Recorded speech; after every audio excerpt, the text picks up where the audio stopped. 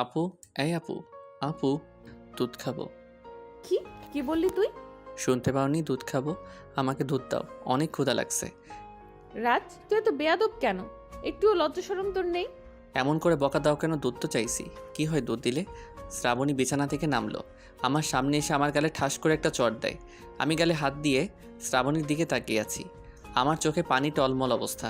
শ্রাবণী এমনিতেই আমার বড়, তার উপর রাগী একটা মেয়ে। রাগী বড় আপুর সাথে জুনিয়র ছোট ছেলেটার বাসর যে ঠিক মতো হবে না, সেটা কি আর আমি জানতাম? এমনিতে আমাকে অপছন্দ করে শ্রাবণী, এমন না, ছেলে হিসেবে আমি যথেষ্ট ভালো, কিন্তু বাসর ঘরে ঢুকেই শ্রাবণীকে বলা নেই, কিছু নেই, সরাসরি দুধ খেতে চাই। কিন্তু শ্রাবণী এমন করছে কেন?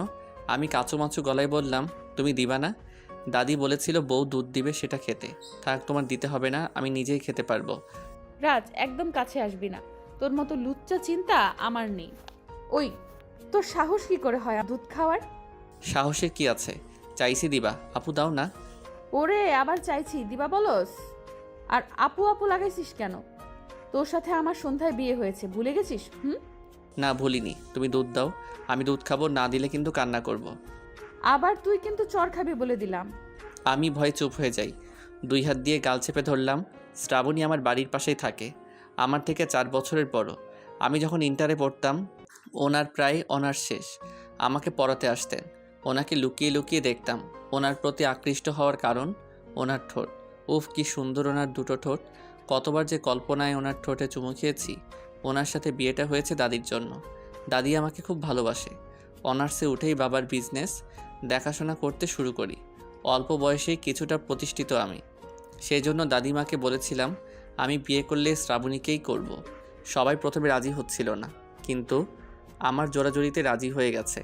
শ্রাবণী প্রথমে না করে দেয়, কিন্তু আমার পাগলামির কাছে সেও হ্যাঁ বলে। এখন বড় আপু আমার বউ। আমি কান্না কান্না ভাব নিয়ে বললাম, কাপড়টা সরাও, দুধ খাই। কি? তুই এত লুচ্চা আমার জানা ছিল না। যদি জানতাম তুই লুচ্চা, তাহলে কখনো তোকে বিয়ে করতাম না। কিসের লুচ্চামি করেছি? আমি তো দুধ খেতে চেয়েছি, কাপড়টা সরাও, আমি এখন দুধ খাবো। আচ্ছা, সরাতে পারবো না। তুই নিজে সরিয়ে খা দেখি, তোর কেমন সাহস। এটা বললেই তো এতক্ষণ আমি কাপড় সরিয়ে খেতে পারতাম। আমি একটু এগিয়ে আসি, শ্রাবণী চোখ বন্ধ করলো। আমি টেবিলের দিকে তাকালাম, টেবিলের দুধের গ্লাস রাখা, যেটা একটা কাপড় দিয়ে ঢাকা আছে। আমি টেবিল থেকে কাপড় সরিয়ে দুধের গ্লাস হাতে নিলাম। শ্রাবণী চোখ বন্ধ করে বলল, কি রে, এখন আসিস না কেন? নে খা, সব তোর, দেখবো কত খেতে পারিস। আমি তো খাচ্ছি, তবে বেশি পারবো না। তুই খাচ্ছিস মানে? ওই, তুই কার দুধ খাচ্ছিস? শ্রাবণী কথাটা বলেও চোখ খুলল। আমাকে দুধের গ্লাস হাতে নিয়ে দাঁড়িয়ে থাকতে দেখে অবাক হয়, কপাল কুঁচকে বলে, তুই কিসের দুধ খেতে চেয়েছিলি রে? গরুর দুধ। কেন, তুমি কি ভাবছিলে? কি, গরুর দুধ? তাহলে তুই এতক্ষণ বললি কেন আমার দুধ খাবি? কুত্তা, তোকে আমি মেরেই ফেলবো। আরে দাদি তো বলেছিল বাসরাতে বউয়ের হাতে দুধ খেতে হয়, তাই তোমার হাতে দুধ খেতে চাইছি।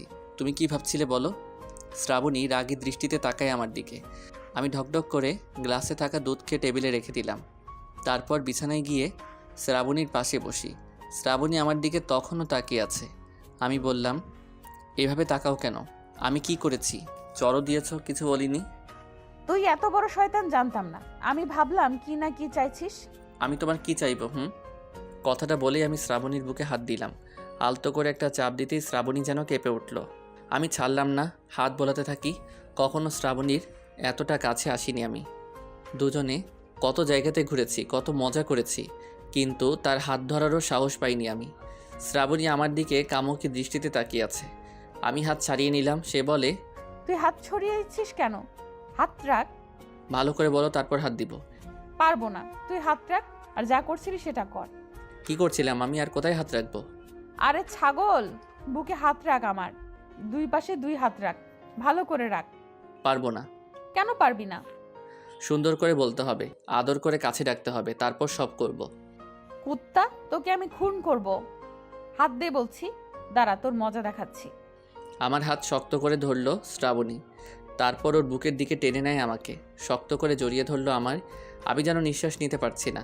আমার হাত ধরে শ্রাবণীর বুকের উপরে রাখলো, আমার হাতের উপর ওর হাত রেখে চাপ দেয়। আমি আর কি করব? শ্রাবণীর বুকের সাথে আমার হাত রেখে আস্তে আস্তে চাপতে থাকি। শ্রাবণী চোখ বন্ধ করে বসে থাকে। জোরে চাপ দাও। আরও জোরে। হুম, জোরে, অনেক জোরে। না, তুমি ব্যথা পাবা। তোমাকে বলেছি ব্যথা পাবো, জোরে দাও তো। কেমন লাগছে তোমার? অনেক ভালো। কাপড় সরাবো? শ্রাবণী চোখ বন্ধ করে থাকে।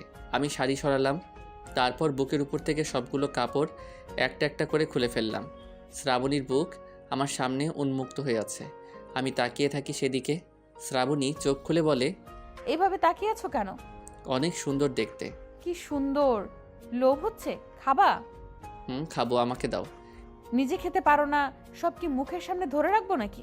হ্যাঁ, ধরবা, জোর করে দিবা। আমার কি কোনো আত্মসম্মান নেই নাকি? বরের কাছে কিসের আত্মসম্মান? যা খেতে চাইবো সব সামনে বের করে দিবা। আমি তোমার বড় হই। তাহলে কি আপু বলে ডাকবো নাকি? আপু কেন বলবা? মার খাবা তুমি? আসো খাও। খাবো। আমি এগিয়ে যাই শ্রাবণীর দিকে। শ্রাবণীর কোলে মাথা রেখে ওর সব কিছু খেতে থাকি। শ্রাবণী আমার মাথায় হাত বুলিয়ে দিতে থাকে, আমার চুলগুলো টানতে থাকে। সে চোখ বন্ধ করে বলে, কামড় দিব না একদম। দিব না। চুপচাপ খাও তো। দুজনে বেশ কিছু সময় এভাবে থাকি।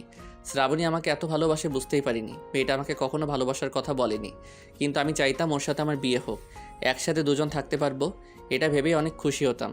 কিন্তু আজ শ্রাবণীকে পেয়েছি, দুজন একসাথে মিশে থাকবো।